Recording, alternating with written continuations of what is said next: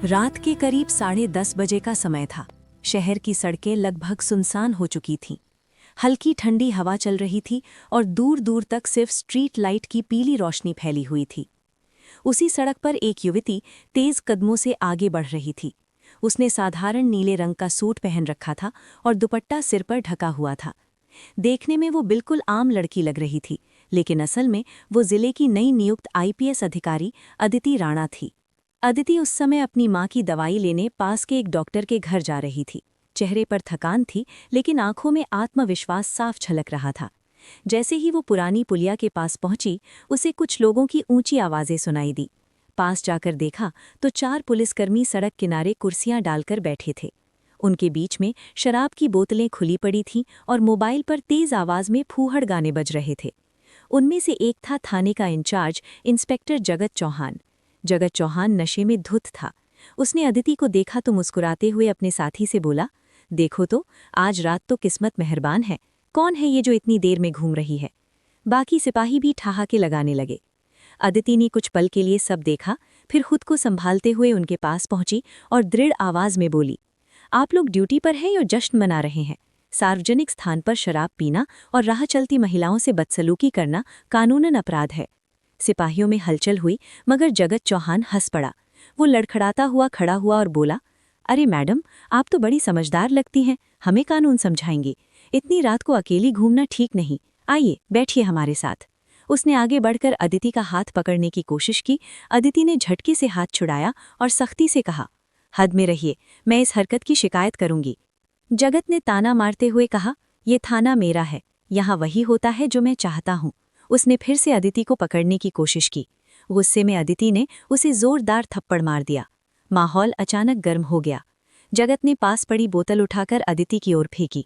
कांच के टुकड़े उसके हाथ में चुभ गए और खून निकलने लगा। स्थिति बिगड़ती देख अदिति ने समझदारी से वहां से निकल जाना बेहतर समझा।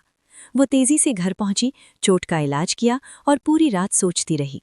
उसे एहसास हुआ कि अगर वो चुप रही तो ऐसी घटनाएं दोहराई जाती रहेंगी। उसने तय कर लिया कि वो इन लोगों को बेनकाब करके रहेगी। अगले दिन उसने अपनी भरोसेमंद मित्र श्रेया से संपर्क किया। श्रेया सामाजिक कार्यों में सक्रिय थी और अदिति की नीयत जानती थी। अदिति ने उसे पूरी योजना समझाई। दोनों ने तय किया कि सबूत जुटाना जरूरी है। उस रात श्रेया साधारण लड़की बनकर उसी रास्ते से गुजरी। अदिति थोड़ी दूरी पर खड़ी मोबाइल से वीडियो रिकॉर्ड कर रही थी। जैसा उम्मीद थी वही हुआ।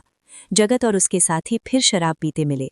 उन्होंने श्रेया को रोकने की कोशिश की, फब्बितियां कसी और हाथ पकड़ने की कोशिश की। सब कुछ कैमरे में कैद हो गया। 2 दिन तक अदिति ने अलग अलग एंगल से सबूत जुटाए। उसने आसपास के कुछ स्थानीय लोगों को भी विश्वास में लिया, जिन्होंने गवाही देने का भरोसा दिया। अब उसके पास वीडियो, ऑडियो और गवाह तीनों मौजूद थे। अदिति सीधे जिले के डीएसपी अरविंद मेहरा के पास पहुंची। उसने बिना अपनी पहचान उजागर किए पहले वीडियो दिखाया।